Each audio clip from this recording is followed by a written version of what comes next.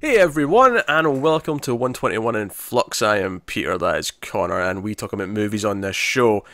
And this episode is actually going to be this is the first ever episode, in fact, that we do a vault pick. The vault, of course, which sometimes I explain at the end of the episodes, is a Patreon tier that we have, or one of the rewards on one of the tiers on Patreon, where our patrons can submit films to a to-do list, which we call the vault, and they can submit as many as they want. And the idea is it just creates a nice big list of movies, so that when we want to, we can't think of a movie this week, we'll look at that list, we'll pick one off of it, and we'll do that instead.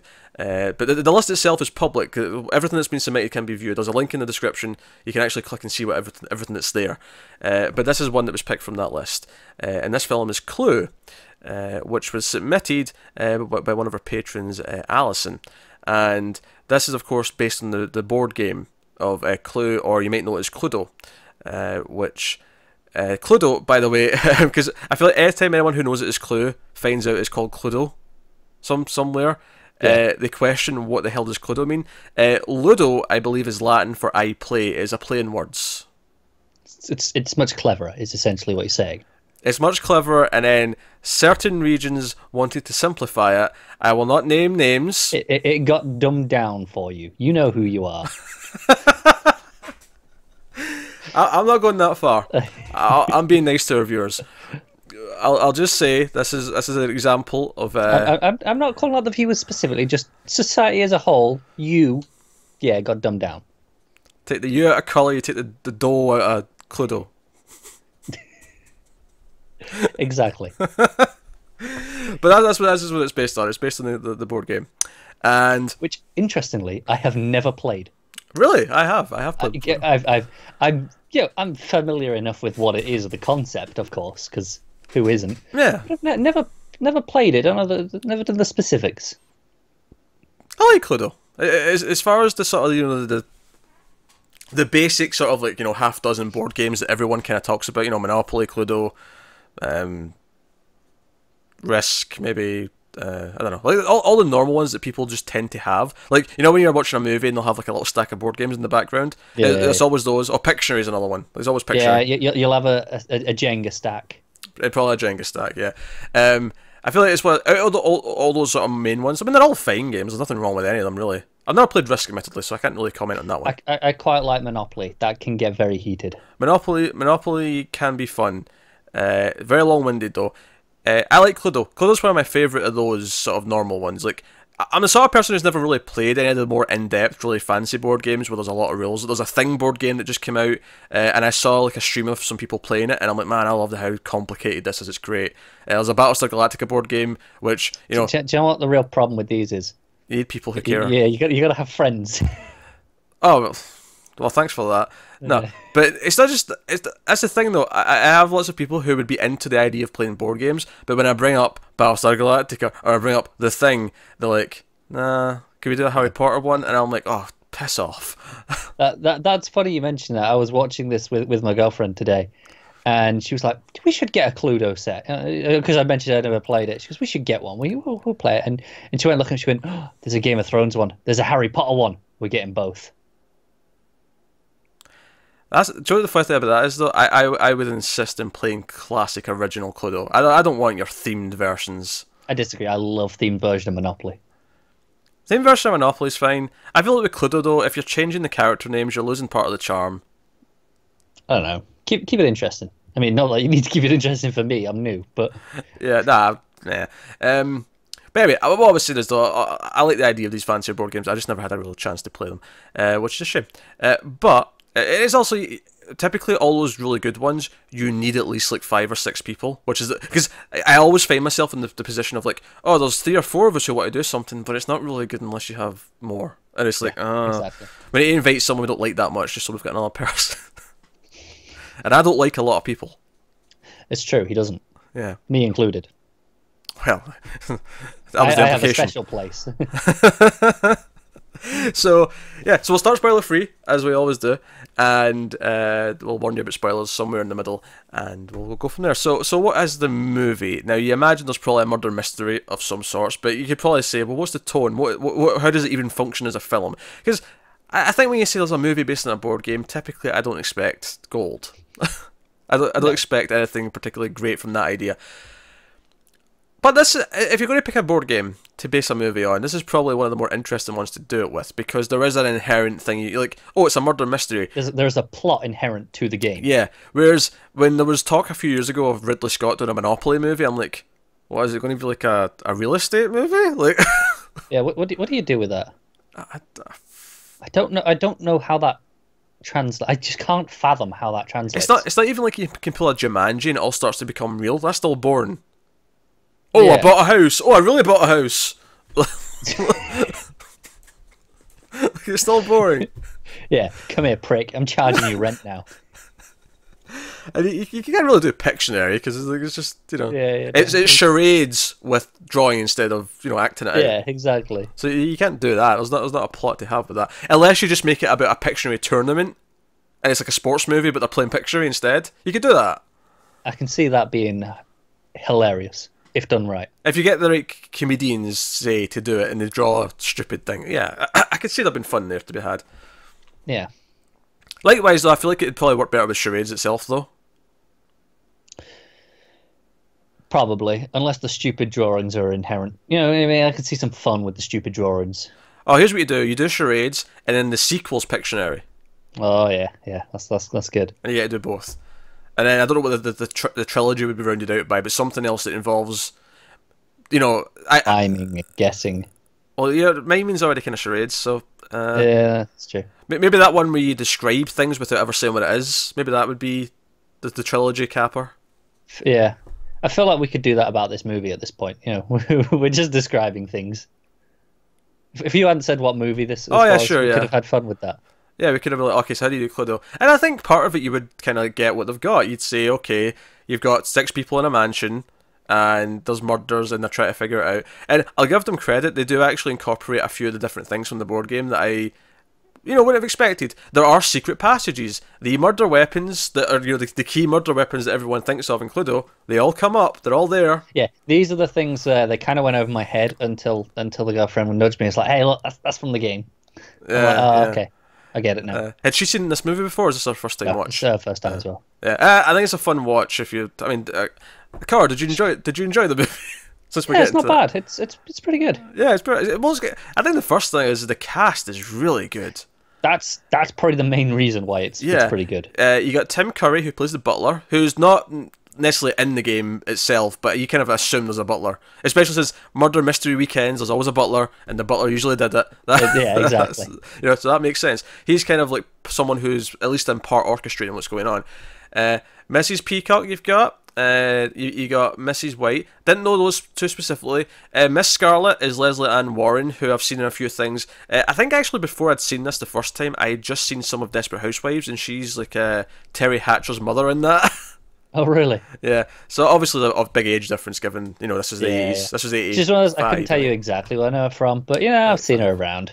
85. Interestingly, Professor Plum is Christopher Lloyd. This is 1 year after Back to the Future, so it's really weird to see him not with the grey hair at this, because I always assume he's just always been old because of that hair. You know? Yeah, I know what you mean. But he's actually, you know, middle-aged or whatever. And you see him here, and he's Professor Plum. You got Colonel Mustard, who's played by Martin Mull, who I think most people in our generation will remember as the horrible vice principal from Sabrina the Teenage Witch. Pretty much. Yeah. And then you got Mr. Green, who I did not spot the name, but had I not spotted the name, I wouldn't have noticed it was him until he spoke. Mr. Green is played by Michael McKean, who right now is most known for probably Better Call Saul. He is Chuck on that show. He is doing a phenomenal job and deserves many awards, or at least nominations. He does. He's fantastic on that show. That's the thing. I knew him before that show, though. I'd seen him. Yeah, I was familiar with him with a bunch of stuff. I can't remember. I remember him popping up in Smallville as a character. I think he plays Perry on Smallville. He does play Perry in Smallville, but I remember when he popped up in that, I knew him from something else. Familiar. Yeah, same. But I can't think of now what I knew him from before that. Yeah, but now he's ingrained in my head as Chuck. Yeah, now he's Chuck forever, because it's definitely the most important character he's played. Absolutely. That I've been into. But now that I've said that, I'm. You want to have a little sleuth and see if you can figure out what you knew him from. I'm clicking on his name here on IMDb to see what he's been in, because I'm very curious now. It was that. You're never going to find it. You're just going to look over everything and go, no clue. Find it. And it has to be before the mid 2000s. Yeah, it has to be because And he looked kind of. He didn't look different from what I was used to seeing him as, so he must. It could have been too long. Seeing here, he first showed up in Smallville in 03. There you go. So I'm assuming something soon before that, in some way. This is great entertainment. This is, isn't it? It's fantastic stuff. Looking down a list, man, something's got to jump out. It could have been anything. It was a bunch of X-Files episodes, apparently. I never seen that back then, though. Okay, fair enough. Never seen that back then. I knew him from something. This is really bugging the shit out of me. Bet it's something stupid. It almost certainly is. It was a voice in Small Soldiers, which I had seen, but it was a voice. So you'd recognise it now. It wasn't that. It was a voice in Pinky and the Brain. There was several voices in Pinky and the Brain. He did a lot of small parts. Yeah, that's the thing. I like that show. Casper: A Spirited Beginning. I definitely saw that. I maybe knew him from that. I'm going to keep hunting, but it was in an episode of Boy Meets World. I didn't see much of that. I mean, I saw enough. It was in Jack, the Robin Williams movie, and at this point we're in the mid-90s, so I can't imagine... Can't go much further back. Do you know what the sad thing is? It's probably that direct-to-video Casper sequel. It's probably that. I don't remember a whole lot about that movie. I remember it had a lower budget than the actual Casper movie, and there was like an abandoned train station focused on the plot, but that's about it. That's all I can remember. Should we talk about Clue? Let's talk about Clue. So, cast, very good. And then the final one that I did not mention, actually, is the maid, who's the other main character. Who, again, very familiar. And I was curious what she was from. I definitely recognised her. And she's actually... Looking at that age, she is actually Wayne's girlfriend from Wayne's World that he breaks up with at the start. And she tries to give him a gun rack, for people who have seen that movie, just to get that scene in your head. That's her. But she's actually also in Die Hard with a Vengeance, and I can see it now that I know it's her, but she's got like a completely different hairstyle. She's maybe a little bit older. She's like a cop in that. But she's in that too. And apparently she's still in stuff. She's been in stuff in the last few years that I've seen. I just never recognised her. And I think it's just because obviously it's been 20, 30 years that she looks completely different. Of course. But, so no. So yeah, that's us playing the whole game of who are all these cast members. Yeah, and I think we're done with that now, yeah? A lot of faces. There is one person I recognised, but I don't want to go hunting for him to find out what he's been in. But I did recognise him. Which guy? A police officer from later on with a beard. Oh, okay. I definitely know him from stuff. But yeah, so what is the movie's actual plot? So they all get invited to this mansion with a mysterious letter, and they're all told to have, because these aren't the real names. These are all aliases. We're going to got to have an excuse to have the game names. I mean, you could have just had them have those names. They're not that weird. Colonel Mustard. That one's maybe a bit more weird, but someone somewhere has the last name Mustard, and they could be a colonel. They could. It just sounds inherently goofier than a lot of the others, which are mostly colours. And to be fair though, the movie has a very farcical tone to it, so I don't think I'd have really cared if they just went with it and said, no, his name's Colonel Mustard. No, that's fair. You know, I think it'd fit the tone, but for whatever reason, they went with the whole idea that no, this is just code names. And they've got a mysterious person who's set this dinner up, who owns this place, and they're at dinner. The host isn't appearing, and eventually a stranger called Mr. Body shows up, who was also given a letter. And then there's a really contrived and tangled plot, intentionally so. This is intentionally over the top contrived, where he's involved in why they're all there. And of course, Mr. Body turns out to be the dead body, because of course he does. This isn't that much of a spoiler. I just loved it later on. His body vanishes and they come in the room and they go, "But there's no body. There's no body. There's nobody here." Get it? Get it? Yeah. So there's a murder, and then they all have to kind of untangle why they're here.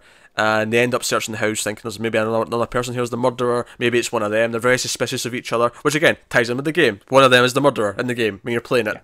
It's random, of course, because you put the cards in the middle and you don't know, and the whole point is to try and make guesses based on things throughout the course of the game. So it plays with that. It makes a point of referencing a lot of the rooms. It makes a point of having the murder weapons. It makes a point of having secret passageways. Everything on top of that is obviously just like stuff divided for the movie. All the backstories, the conspiracies as to why they're all there, their connections, even their personalities, like all that stuff has to be new. None of that's in the game. But it kind, it, for the most part, works. Nothing feels like it's betraying the idea of the game all that much. And outside of the fact that eventually there's more than one victim, like it keeps happening. But I kind of understand why they did that, because they wanted to use each weapon. Yeah. And they wanted to use multiple rooms, so I get why they did that. And it's fast enough to work. I have a lot of fun with the movie. I think it's delightful in what it's trying to be. I agree. I think there's a point where I'm like, okay, this bit is going on too long. There's a few times where I go, okay, I get what you're doing, but this bit here is going on too long. It's move on to the next thing now. Yeah. Yeah. Also, another thing worth mentioning, just in sort of describing it, when it was released in theaters in 1985, there was 3 endings. Which, if you watch the home video version, you get all 3. You get like a weird thing where it rewinds and says, "Well, that's how it could have happened," but here's another thing that could have happened. When it was released in theaters, you got one of those endings, depending on which theater you went to. I think that's amazing. Yeah, there was 3 different endings, and it was.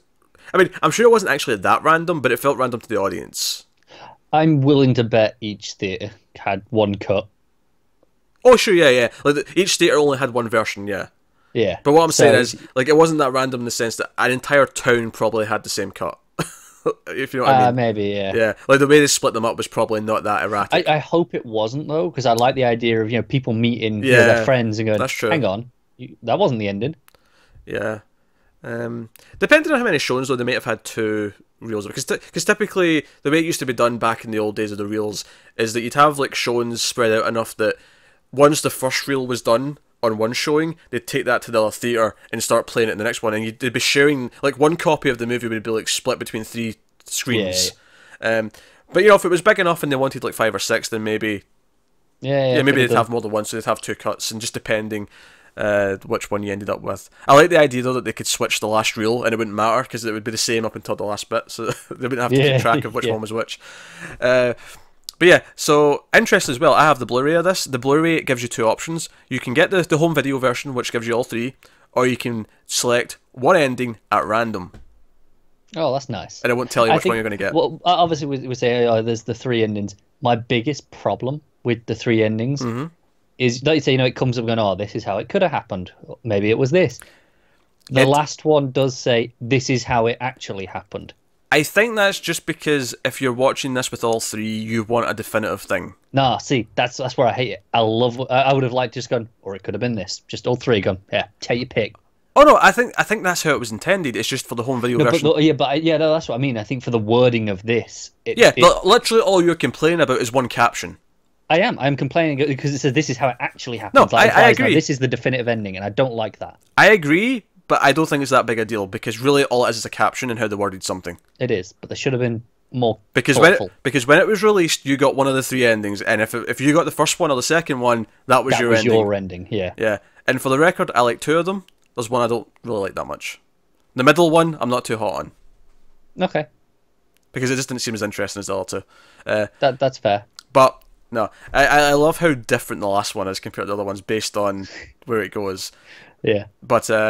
But no, so yeah, that was surgery. So it's really fun. You can tell that they were just kind of having fun, and it's the sort of thing where I feel like if they did this now, I'd be really cynical on the lead up to it. So, especially since I think Hollywood as a whole feels more creatively bankrupt these days than it did then. And it's not that it wasn't. It's not like they weren't doing sequels and remakes and stuff then, because they were. That's all it's ever been.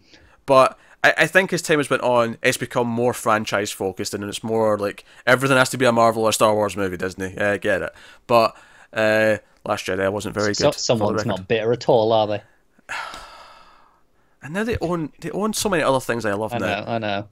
This is the thing. Like Star Wars and Marvel. No, this won't be too long a tangent, I promise. But Star Wars and Marvel are things that I didn't love. I prefer DC to Marvel. I prefer other sci-fi things to Star Wars. So it didn't a like but don't love for you. Yeah, but it didn't hurt me too. It would hurt necessarily anyway.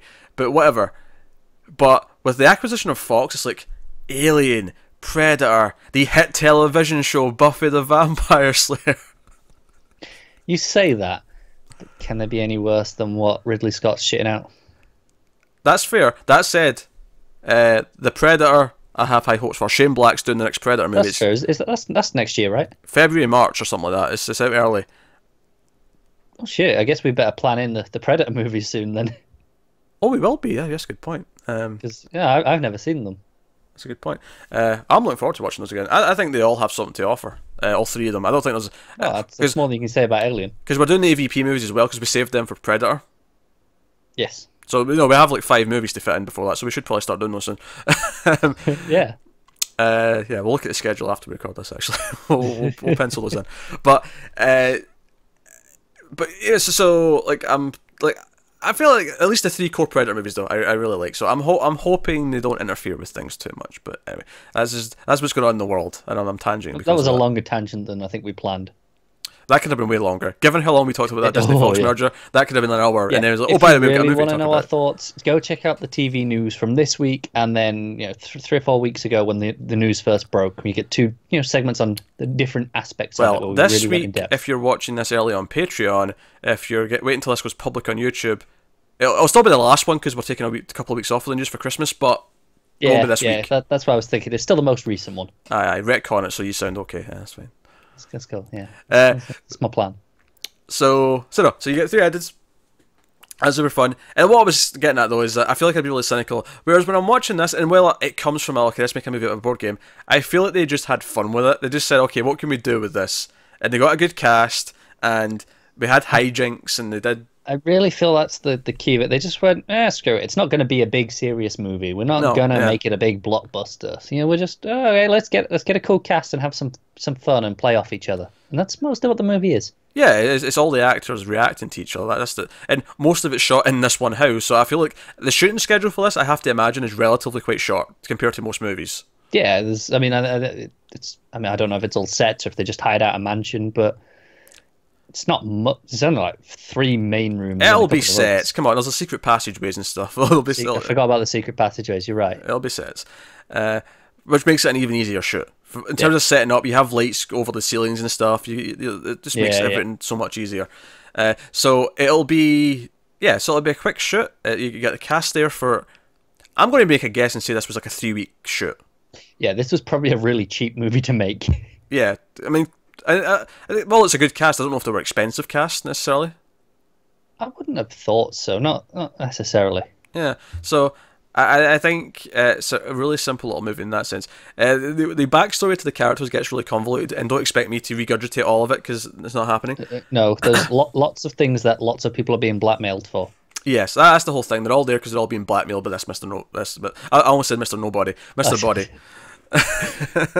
You're slipping already. Yeah, so that's why they're all there, and it's fun characters reacting to each other, and that's kind of the movie, and that's basically all I can say without spoilers, I think, before we get into the specifics as to I think it probably is how they use various things. So, I mean, you said some things went on a little bit too long. I think that's maybe fair, but I actually think the pacing is okay. Like, I think it generally is. It was once or twice during it, I felt, but definitely the end segment in the lead up to the 3 endings. Yeah, okay. There's a segment there where I'm like, yeah, okay, I get what you're doing, but it's just speed up a little bit. Yeah, because I was just a little bit too quickly, too long. You know what I mean? Yeah. So no, that's fair. That's fair. I think actually what's funny to me is if you do just get the one ending, it does cut out about 5 minutes from the end. Yeah. Which just because actually on the back of the Blu-ray it says runtime if you have the home video version is 96 minutes. If you're watching just one of the endings, it's like 89 or something like that. Or not 89, but it's like a good chunk shorter. So I think that's interesting that it actually extends the length a little bit because you have 3 different endings. Yeah. Ironically, though, I didn't feel it during the endings because they were different. It was the individual bits that I was feeling the longest. Honestly, the funny thing about the endings to me, the most fascinating thing for me is how they shot certain things that are the same in each one differently. Yeah, like you'd have like Tim Curry say the same thing essentially, but it'd be in different context, and there was like 2 or 3 phrases that happened in all 3 endings, but in every one they happened for a different reason. Yeah, and they play off the completely different reactions. It's nice that stuff. There's a line about communism being a smokescreen, which they say in each one, but every time it's a different reason why they say it. Yeah, it's nice. Yeah. So I like that little touch because for me that's fun from a filmmaking point of view because I like the idea of like, okay, what justified doing it differently in this take other than just making it different. Yeah, it's almost like they knew that eventually in the home release they'd all be together, so they made sure they weren't just the exact same at the start. Yeah, I think they might have planned that out just in case, just because like you say, the way someone will ask the same question, but the inflection will be different. It'll just be a different take. And it's like, no, just in case this is ever, put back together. Yeah, or even just the idea that someone might actually see it more than once in the hope of getting different endings. Yeah. Which sucks to them if they went to the same theatre and it turned out that theatre only had the one ending. Yeah, it would. They get to the end and this is the same one. I think that's the point where you go up to the car and ask, go, look, have you got more than one ending? Am I paying you here just to get the same ending? Yeah. And the funny thing is I feel like they probably won't even know. Like, there's the people working at the desk, they might not. Unless enough people ask to get a lot of complaints where the management tells them, look, no, we've only got the one, just tell them that. Yeah, they might do. Yeah. But no, so spoilers. Full spoilers for Clue from here on out. So yeah, they're all sketchy characters, but we find out that they're all hiding something. Like one there's photos of him having an affair, that's Colonel Mustard. Christopher Lloyd's like he's a professor, he's a physicist, but he's doing stuff for the UN. They all have connections to government in some way. Yeah, I think that'll be a complaint I have with them. It never, Go on. like this is set up like it's a big thing. It's like, oh, we all live in DC, we all get a paycheck from the government. It never really does anything with it. I think it's just to imply that's why they can all be blackmailed, is because they all have connections to like people. Yeah, I get that, but because it was such a big part of this early section of the movie, I'd hope there would be a bit more payoff with it. Yeah, that's fair.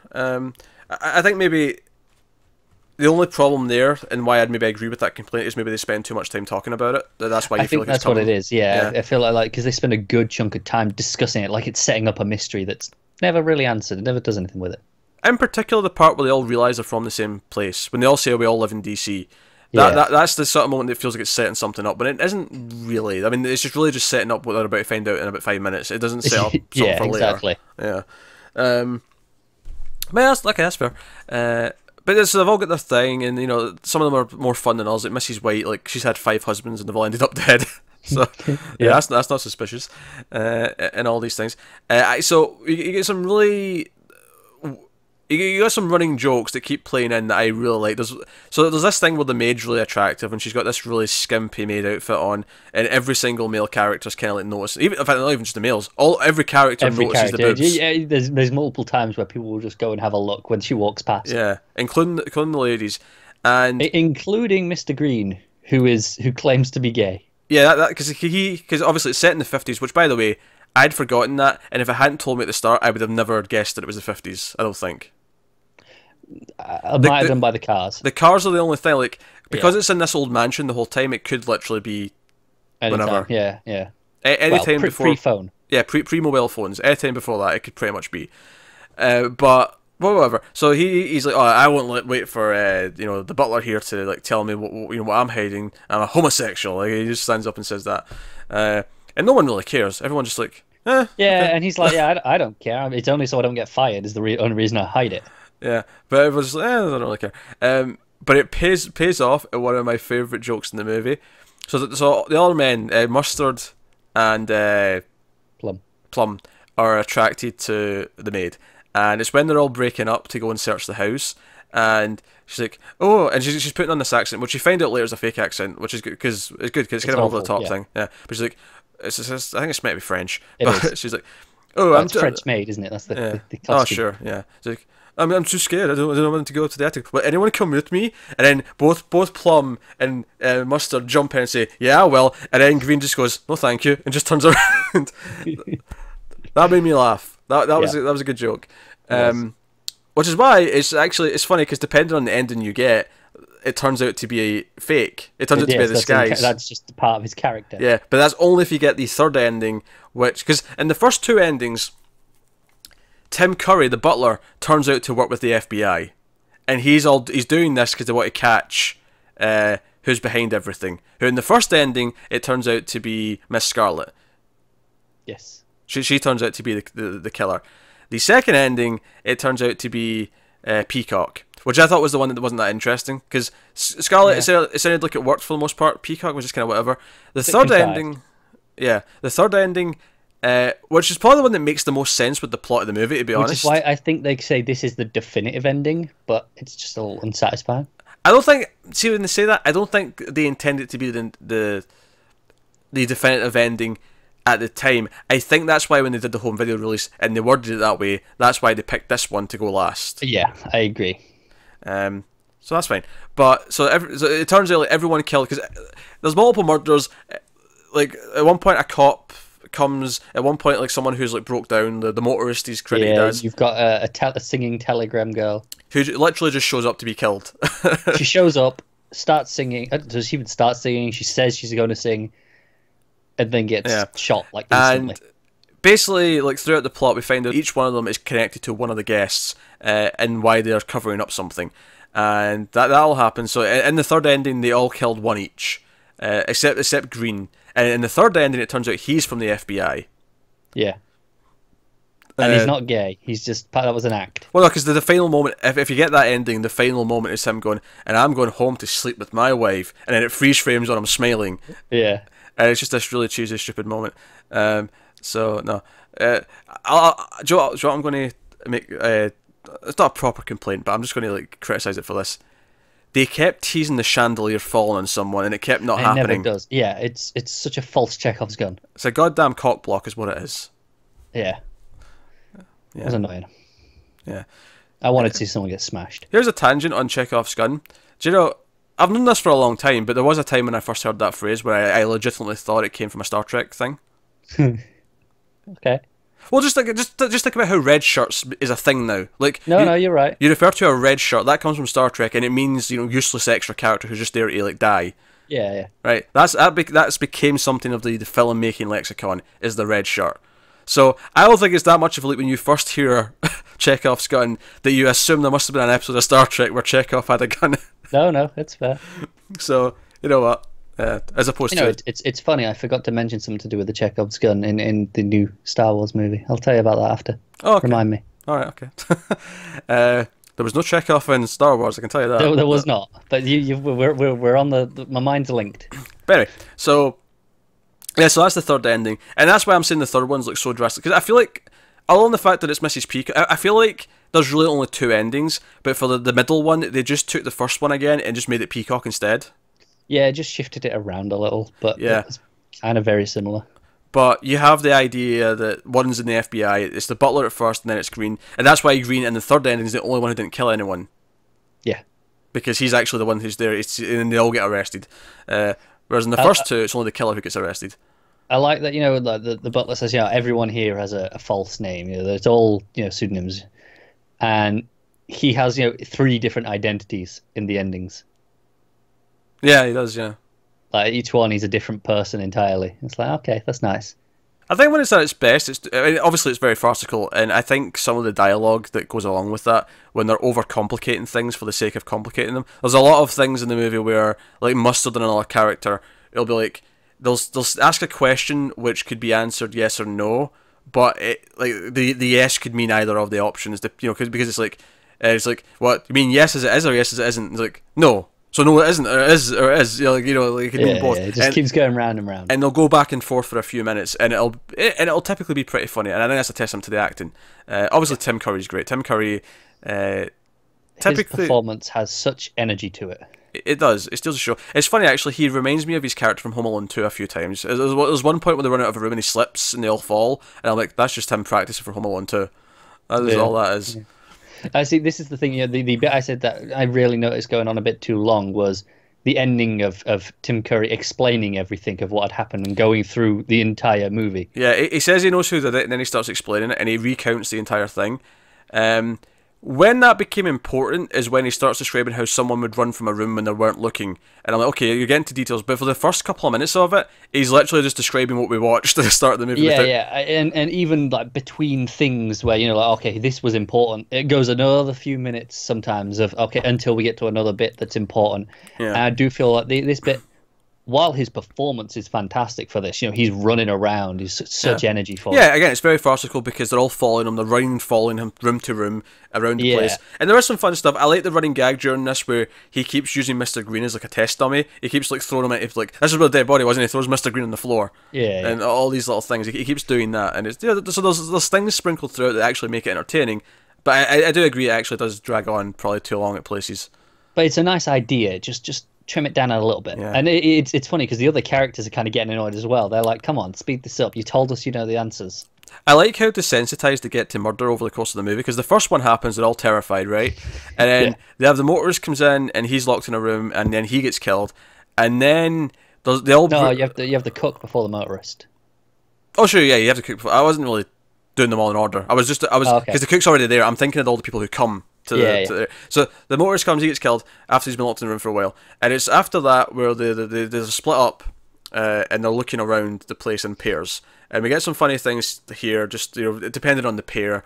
They're all nervous of each other. So, like for one example, Mr. Green and the maid are going up this little narrow staircase side by side because none of them want to walk behind the other one or in front of the other one. So they're like, shoulder to shoulder, like squeezing up this staircase. Just little things like that. But then there's another policeman comes who just noticed the broke down car. So he's there, and then. Well, there's a moment where the power goes out, there's a scene where the power goes out, and the policeman gets killed, the maid gets killed by the noose, the policeman gets killed by the lead pipe, because they haven't been used yet, and then the gun gets used to kill the singing telegram, which is she literally just shows up during the power cut and gets shot within seconds. And I actually love the moment after the power goes back on, where the whole group just kind of walk from body to body and just look in, and they're just sort of like, there's another one. It's why I think the third ending is probably the actual ending in that sense, because these happen in very quick succession. Someone would really have to be running around to do these all at once. No, that makes some sense. But that's the thing. The whole thing's such a cartoon that you kind of would just let it go. Yeah. Because I like the first and third endings. I like both of them. Yeah. Middle one not so much. I like the idea of Tim Curry actually being an FBI agent, and he's like behind it all, but try to ruse everyone out. And there's one of them where he is just the butler. Yeah, that's when he's guilty. Yeah. That's the one where he's just the butler. But the other two is an FBI agent. Yeah, and that's when Mr. Green's the thing. Do you know what I like that there's. It's funny how there's only two of them that were they're definitively the killer in one of the endings. I think it's funny how other than Scarlet and Peacock, the rest of the six are never just the murderer. Like, you could have had literally 6 endings to this movie if you wanted to. You could have done, yeah. I'm almost surprised they didn't. I'm surprised they didn't, but I kind of respect the fact, because I was saying the second one feels just kind of repetitive of the first one. I kind of respect the fact that they said no, because they'll all just feel too similar. But I think they did the second one as a gag, because it's like, oh, hey, this is like the first one, but it's someone else. So it's like, oh, you get the joke. It could have been any of them. And then the third ending is, oh, no, it was all of them. That's like the all-encompassing one. Yeah, because the thing is the mystery of like how someone's doing it and why they're all there, like, it can't add up and be that good, because ultimately it has to be left open, so it could be any of them. Yeah. So, by its nature, they have to play the farcical side of it. So, again, if you have any complaints about this, I think is maybe they tease the mystery a bit too much early on, and that's maybe that. Oh, that's fair. But it's not a huge deal, but I think that's maybe where you could critique it a little bit. Because ultimately, we have to just have fun with the adventure that's happening, because it doesn't really matter that much. And because they want to have multiple endings, they can't really... Agreed. And it is fun. It's just they do maybe play it up too much as, oh, it's actually important. When maybe they shouldn't have done quite as much as they did. But no, so you got that. So... Here's the moment I really like. So obviously they've all got their names, and they come into the mansion, they had a dinner, and then they go into the study, and we sort of revealed the blackmail thing, and then Mr. Nobody's there. Mr. Body. Mr. Body. You slipped once, that's it. I know. So it's actually he tries to run away at one point, and he realises that everything's locked and all the rest of it. But he has presents for them all. He brings like these black boxes in that are all wrapped, and here's a gift for everyone. And then they all open them, and one by one, sure enough, one's a wrench, one's a lead pipe, one's a rope. I was convinced that he's blackmailing them, and he's got evidence on all of them, and we see it's later. It's in an envelope. I was convinced that this was going to be the evidence for each of them, but they were being given to someone else. Yeah.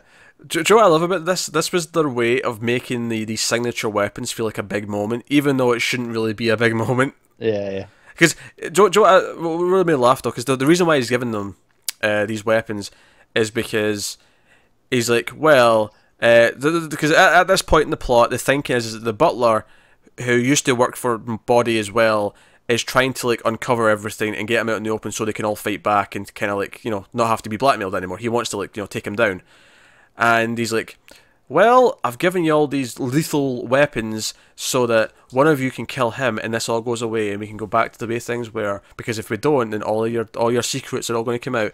And he turns off the light, and of course the light comes up and it's him that's dead. What was cracking me up during this though is like, you've each got a lethal weapon, and it's like rope, tied in a noose, and you've got a gun, a dagger. You got a dagger. Even the lead pipe's fine, and then it gets to the candlestick. Now, I'm not saying you can't kill someone with a candlestick, but if you're specifically picking 6 weapons to give a group of people to kill someone, honestly, do you know what it is? He went around the house and went, "Okay, I've got these things," and he goes, "Oh shit, I've only got 5." Fine, you can have a candlestick, you prick. And then sat down and wrapped them all. After just going around the house. And exactly. Okay. Because that's the one that sticks out as being, no, this is kind of silly. Like, I mean, you can kill someone with a candlestick, but you wouldn't pick that as an ideal weapon if you were, No. I feel like a hammer would have been maybe a yeah, but it's a mansion. You've got candlesticks lying around. Okay. And obviously, I know why it's in the game. It's just this classic thing of like going nuts in a mansion and killing someone with a candlestick. But again, it implies the spur of the moment. Rather than... It does. It's not a pre-planned weapon, is it? Yeah, it's just it's handy. So you grab that and whack it's a big someone heavy with it. thing that's nearby. But no, I like the big deal it makes out of it, where they pull out all these weapons. As silly as it is, as over the top as it is, I like it. Do you know what it feels like? It feels like an over the top play. I can envision seeing this on a stage and having just the actors running around and being wacky. You're right. This would translate to stage fantastically. Yeah. You just have all the rooms in a row so they could run from them in front of the audience, and that'd be it. It'd work superbly. Definitely. Especially as most of the movie is on just the ground floor, where you got kitchen, study, middle. I mean, hell, arguably, like that's essentially what a murder mystery weekend is. It's just this is a play, just in an actual building with different rooms. Yeah. So of course it translates. It kind of already has a thing. It is, yeah. So, but no, I like that moment. Yeah. Any other sort of scenes or plot beats you want to hit up? No, I don't think so. I just the general tone is just fun. Yeah, it's wacky. There's a lot of there's a gag when, in fact, one of my favourite laughs actually, during when Tim Curry's recounting everything. There's a butler, he's running around like showing them everything that's happened. He repeats a slap earlier on in the movie. Miss Peacock's freaking out, and I think it's Mr. Green who slaps her. It is, and it's a really harsh slap, and he immediately feels bad and goes, "What? I was just trying to snap her out of the thing." And Tim Curry, when he's reenacting everything, he throws her down to the couch and slaps her really hard, and then turns around and does an impression. "Oh, I was just trying to calm her down." Yeah, he does a few really good impressions actually during this bit. That one stood out as a really good, like just the voice was really good as an impression. Yeah, no, there was a lot of that. There's a lot of Mr. Green's meant to be really clumsy, so he keeps like spilling things and whatnot. Yeah, they're hit and miss those moments, but yeah, the thing, I don't know if there's a lot of specific jokes that I'd say, "Oh, I really like that one. I really like that one," but it's so consistent with just giving me lots of things to laugh at that it's pretty. It kind of makes up for it. Yeah, I wouldn't say it's like constantly laughed out loud funny. It's more just I'm enjoying the wackiness overall. I think the moments that I've pointed at, the nobody, the slap, a couple of those moments, when Mr. Green says no thank you to the maid. Lots of innuendos. Oh, there's tons of innuendos. Because one of the things is when the first policeman who comes is looking around the house, they prop up the dead bodies and pretend they're like making out with them to make it look like they're still alive. And of course Mr. Green's trying to stop him from getting. He's like, "You can't go in there. Why? Because it's just all too shocking." Yeah. Because that'll make the policeman not suspicious. And they go in and they've got them propped up and stuff. So there's fun things like that. Yeah, a lot of innuendos, and I think that's maybe what works as well, because they paint them all as kind of like scummy characters. They're all kind of seedy little good for nothing. Like, I love that when it comes out that Scarlett runs an escort service. Christopher Lloyd, Plum, just immediately pulls out his pen and he's notepad. Can I get that number? Can I get that number? Oh, yeah, so good. It's the sort of thing where if this was a serious movie, I would have a problem with them constantly revealing that they're connected to various people and that some of them kind of know other ones. That would piss me off in a serious mystery movie. In an actual mystery movie, it's like, oh, this is way too contrived and convenient. But for this movie, it works. It's fine. Yeah, absolutely. Go silly with it. It's great.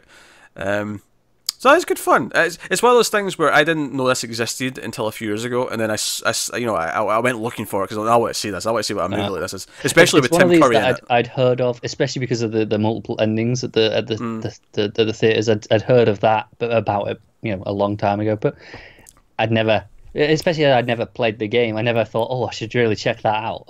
Yeah, I was curious what it was, and then I think when I heard Tim Curry was like one of the main characters, I was like, oh, okay, I'm helps. Yeah, I'm into this now. I want to see what this is like, and sure enough, it's good fun. It's better than it has any right to be. It does. It's better than it has any right to be, and I think I'd forgotten from my first viewing about the secret passages being a thing, so it genuinely made me smile again when they find one. I'm like, oh yeah, that's in the game. That's like a thing, because that's how you like. It's just a way of moving quickly from like one room that's like on the opposite side of the board. Like, oh, there's a secret passage, so you can take a shortcut to this end of the board. Lost on me. Yeah. So no, that was great. I'm glad the missus was sitting next to you and going, hey, that's from the game, you dumb prick. Yeah. Honestly, when the weapons showed up, yeah, she's like, these are all the weapons, right? I was like, oh. Yeah, so no, I think the characters they added mostly work as well, because obviously in the game it's just a 6. Yes. Butler, perfect addition. Maid works quite well, especially since she adds a lot of the sort of the jokes where all the men are kind of lusting after her, and even the women are like, oh, I can't even just not look at those boobs. Like, yeah, like, and I like that in one of the endings she turns out to be one of the escorts. Yeah, she turns into one of the escorts, and then in one of the endings she's also one of the killers, so she's putting on the accent as a fake. But that's even before the ending. You find out she's putting on the accent as a fake. It is, yeah. So regardless, she's actually serious. She's either working for Mr. Body and she's one of his informants, or she's working with the killer, depending on the ending. Yes, regardless. Yeah. So either way, she's it's all an act. It is. But yeah. So so no, it's good fun. So yeah, I guess we'll rate it. It's funny actually.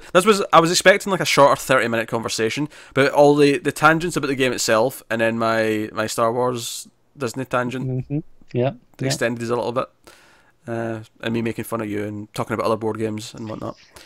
We dragged this out more than it needed to. I think solid tangents. Before we rate the movie, what's your favourite board game? It's a heavy question. I might just go with Monopoly. Yeah, I think because again, like you, I don't play the big, the proper board games. The ones that you get real in depth. I want to. I want to, but I don't. Do you know what it is with board games? It's like I know I'm only. It's to compare it to movies. I know I'm only playing the like new Michael Bay movie when I really wanted to get into the artsy stuff and the stuff with thought in it. Yeah. Here's the thing as well, like with these board games, they're not necessarily cheap. And I'll go, oh yeah, that's pricey. I'll probably only play it once, and I'm like, I can't really justify, because I'll probably only get enough people together to play it once. The big proper ones that we're talking about, when I mentioned the thing about Battlestar Galactica, yeah, they tend to be really expensive, and I get why they're expensive. They're worth it. They have a lot of PCs. It is. Yeah, I'm not saying that, but I know that I'll only get the people there at all to play it maybe once. I'm like, okay, that's cool for a night, but it's not worth the price. I think that's why the people who do play a lot of these games, they make a point of having a board game night, and they'll rotate through all their games, and they'll make it a club almost. No, it's a nice idea. But the thing is, like with movies, I go, well, I'm probably only gonna watch this once, but I can justify that much. That's okay, yeah.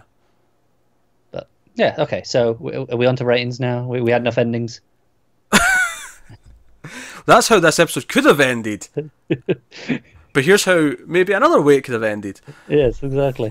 Wait, what's your favourite board game? We didn't do that there. That's a good question. Let me think. What are all the main ones that I've actually put serious time into? I do enjoy a good game of Scrabble. Okay. Scrabble's out of 10. I think I like Cluedo more if I get a good group of people playing it. Yeah, I've had some good fun. That makes sense. I feel that about any board game though, because like I said with Monopoly, it's like it's the game itself is basic, it's fine, but it's all about like having like attacking the people who you're actually with. Here's one that's up high. Atmosphere / Nightmare, depending on. It's one of these other ones that has multiple names. Yeah. It's a video / DVD game. And what I like, first of all, what I like about it is that no matter what, it always lasts exactly 1 hour, so you can actually plan it for it and time it. That's nice. That is nice. Because it goes along with and the DVD version is better because I played it first when it was the VHS version, and that worked really well. But the DVD version is even better because it's got branching, so it actually gives you different things depending like every chapter time. select essentially as well. But the way that works is that you've got like kind of like a gatekeeper character, this creepy old guy. Was he purple? He's kind of purpley. You got a I purple played tint. this. I had this DVD game. There's sequels though. There's like 6 of them. Like, I think the second one was a mummy. I never played any of the sequels, and then there's one. No, I only played one where the gatekeeper is familiar. One's a witch, but they basically you'd write on cards that go in the middle of the board a fear, and the point of the game was to get your own fear. Yeah, I did play this. But one of my favourite parts of it though is it depended on some dice rolls at the start. Someone would be like the chosen one, and that'd be someone that the gatekeeper picks on throughout the entire game, and it's like you just got a harder rap. But like right away, someone had a disadvantage, like almost the entire way. Yeah. But the thing was though, is you're actually working together because you're trying to get like 5 keys to unlock the thing in the middle to win the game. So you can't. So even though you're playing each other, you actually are as a team want to win. Do you know what? I don't think I played this since I was like 8. But you remember it. And it was gone from my memory. That didn't exist anymore until you've mentioned it. And I'm like, yeah. Nostalgia. I remember having fun with it. I do. I actually own the DVD version because I remember telling people about this game years ago. Honestly, it's probably still in a cupboard somewhere in my mum's house. Yeah, and I got it as a Christmas present one year because I'd mentioned that I liked it, and then someone tracked down the new DVD version of it. That's why I've played both. Yeah. So cool. Yeah, we'll have to do an atmosphere. One night. Well, yeah, we'll do a stream. We'll go on Twitch. Yeah, we're going to play atmosphere. Why not? Yeah, picture in picture. You can have the Crypt Keeper guy. We'll get Matt. Matt will play.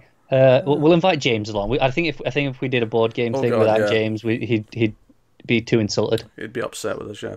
He might. Yeah. All right. So that didn't happen either. Here's how the episode actually ends. Connor, what would you rate Clue at 10? I give it a solid 7. It's a lot of fun, but I can't. It's really fun. Well worth watching. But yeah, 7. No, I agree. I think it's a solid, good 7.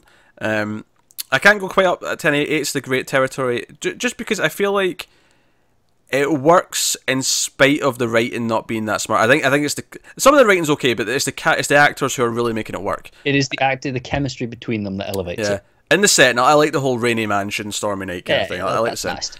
But but as I think it's well worth watching. If any of this sounded fun or entertaining, I think you'll probably dig it. But yeah. So there you go, Clue, solid, good time. I wouldn't quite say it's a family movie because there's a lot of innuendo, but certainly something from. No, I think it does play as a family movie. All of these sort of older family movies to me have innuendos because they go over the kids' heads, so they don't care. Yeah, I was going to say if the kid's over 10, I think it's a solid family movie. Yeah, that's the thing. If it's younger, they don't get the innuendo, so it doesn't matter. Fair. That's fair. I don't think about this too much because I don't have to worry about what kids think of movies. This is the case of having younger brothers, who were significantly younger. So it's like that was always in the mindset of my parents for a while. Okay. Me, I was just watching Die Hard at a young age. I don't care. I could watch things on my own, but it was like, well, when there was a younger brother, like they were like, okay, well, you watch what he watches. Yeah, but what age were we talking here? Because I was watching like at least PG-13, if not some R-rated stuff from like an early age. Yeah. That's what I'm saying. But like, it'll be things like I'll have been like, like when I was 12 and I was going, here, go play GTA, and but your younger brother can't. I don't know if that makes your mother a good mother or a bad mother. I'm really not sure. Well, I mean, there was limits. It's like, you can, but not that one. Okay. Cause I'm just like, because I'm pretty sure Die Hard was like one of my regular Christmas movies from the age of like 6 or 7.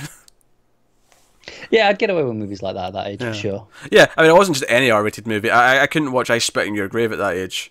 Yeah, exactly. It was dependent on what it was.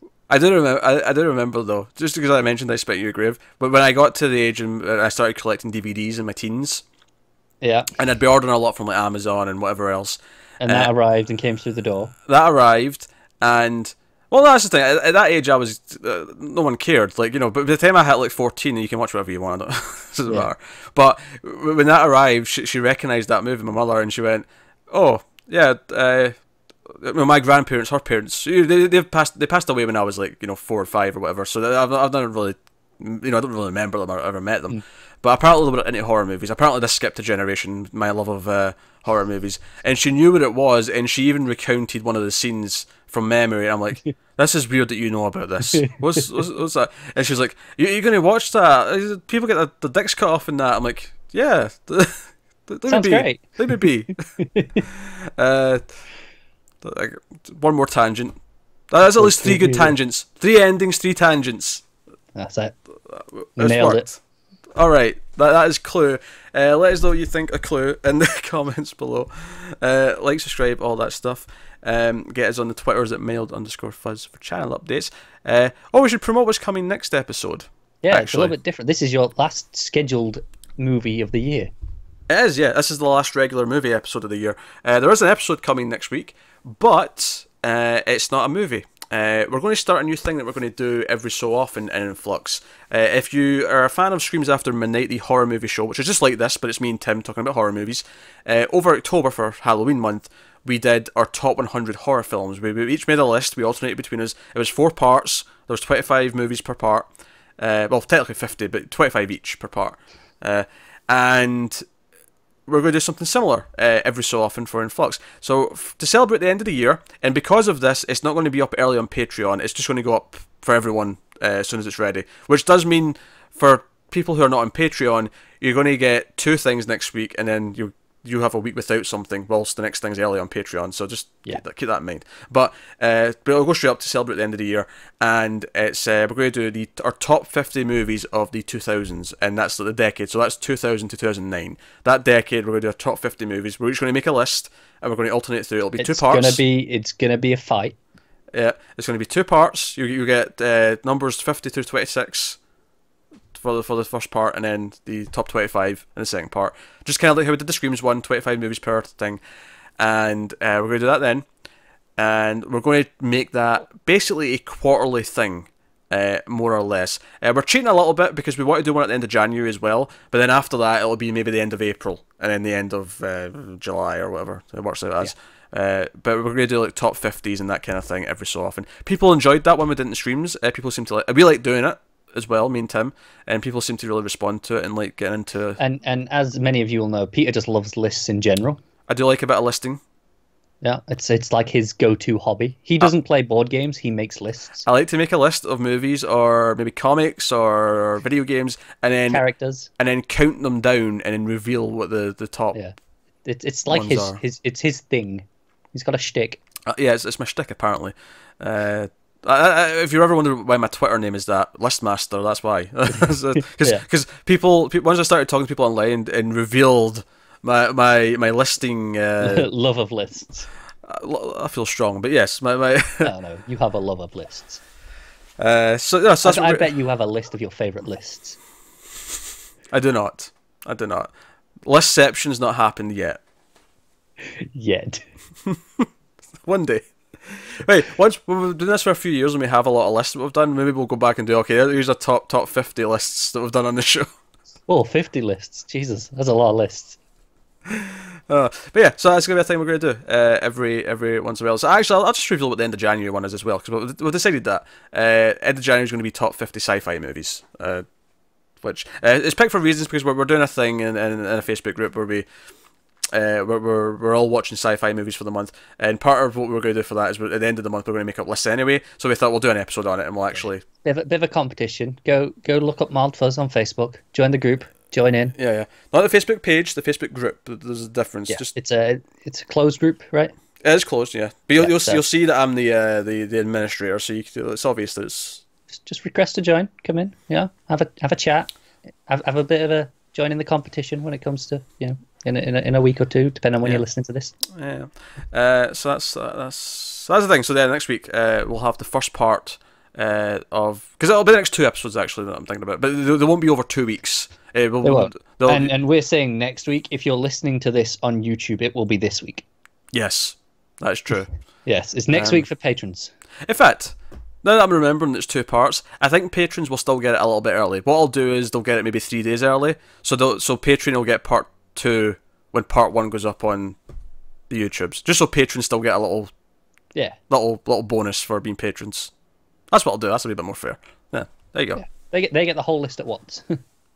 Yes, there you go. That's a good idea. Yeah, Patreon just gets both parts together, and then YouTube will get part 2 the following week. So that part 2, so something's still going up for YouTube. Yeah, that makes complete sense. We've nailed it. Yeah, spare of the moment. We got it. We should that was our candlestick. And that way, people on YouTube don't have to have a week without anything. They still get something the following week. Yeah. That completely makes sense. We should have had this conversation off an episode. We really should have done. This is getting a bit wacky. But we've sussed it. So, if this is public YouTube, part 1's going up just after this, the same day. If this is Patreon, next week you're getting part 1 and part 2 together. If this is public though, part 1's up the same day, you get part 2 next week. Simple. Easy. Enjoy. That's almost as convoluted as the backstory in the movie Clue, which we just talked about. So, thanks for watching, guys. Yeah, Patreon links down below and in the corner and stuff. I won't go through the whole we got on shebang. long enough. That's us, guys. Thanks very much for watching. We'll see you next time.